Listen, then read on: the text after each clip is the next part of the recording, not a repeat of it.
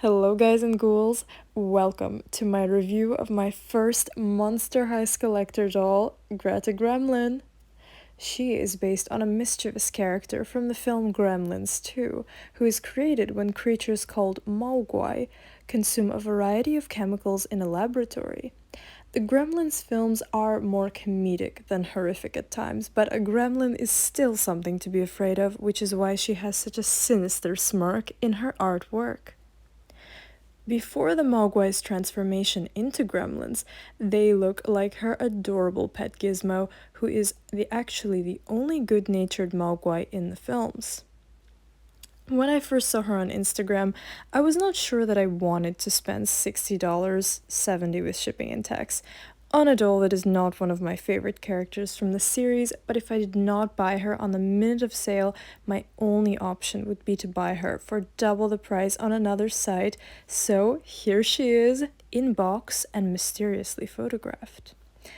Just as with the previous collector dolls, her box opens to reveal a panorama of her setting, which is the lab that she was transformed in. In the first film, gremlins are all male, which was not a population problem since they multiply with water, but in the sequel, one gremlin drinks a mixture that turns him from male to female, giving us Greta Gremlin. While I love opening my doll the way that I open my refrigerator, I prefer the dual boxes that Comic-Con dolls had in the past because I can't use this background for photography of other dolls. Also, displaying her in box with the doors open takes up more shelf space, which I have never heard a collector say they have too much of.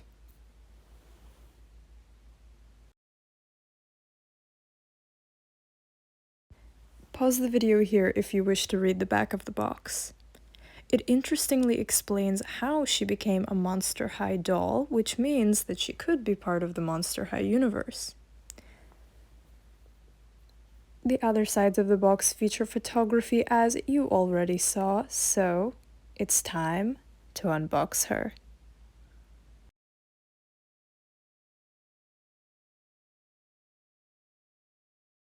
Greta's stand and certificate of authenticity are well hidden from outer view, so be sure to turn the inner box around. Greta has Venus's evergreen complexion and fang design, which I love. I also like the texture of her scales and her huge ears, which are an entirely new head sculpt. Her dotted eyebrows and cheek contour are raised so they feel like braille, which gives her a more realistic appearance than flat features would have. I'm not as fond of her looking to the side as I would be if she looked straight ahead, but I noticed that many of the collector dolls have been doing that since Comic-Con Cleo and Ghoulia came out, so I hope the upcoming playline has eyes looking straight ahead like before. I would also prefer if her eyes were smaller because they seem too big and round for her face. I think Venus's cat eye shape would suit her better because she looks friendlier than her character actually is with these round eyes.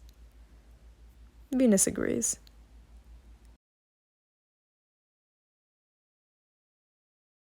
Is Greta's hair pretty or pretty boring for a collector doll? Well, it's certainly not as interesting as what we saw on Pennywise and Lydia, which has me worried about what the designs of less expensive dolls will look like. Nevertheless, I like the big curls on her and they are true to her character's appearance. Please comment below what you think of her, especially if you disagree with my criticism, because I'm curious how others see her. I am happy with her head and colorful body design, but she comes across as more of a regular doll, not one that's worth over double that of a regular doll because of her clothes. Although they are simple compared to previous collector dolls, her shoes are beautiful, as Monster High shoes always are. But this dress right here looks like it came from the back of Claudine's closet. While that's not the worst place to shop, it's also not as unique as I expected a completely different character's style to be.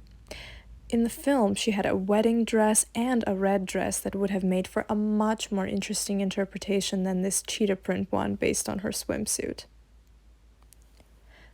I love the way that her unique hands are shaped because they are perfect for holding the lipstick that she comes with.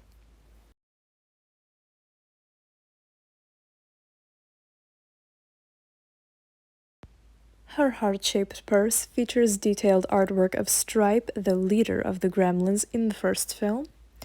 I wish, though, that instead of purses, more dolls had items related to their character. Pennywise, for instance, had a balloon and a paper boat instead of a balloon-printed boat-shaped purse, so I don't understand why she has a bag.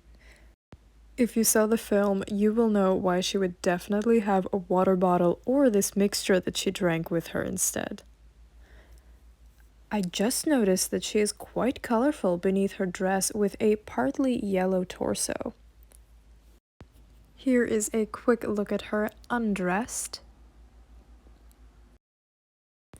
Does the shape of her scales remind you of Viperine and the Create a Monster Gorgon, or is that just my thought? Now that we have fully explored Greta's look, we can move on to Gizmo.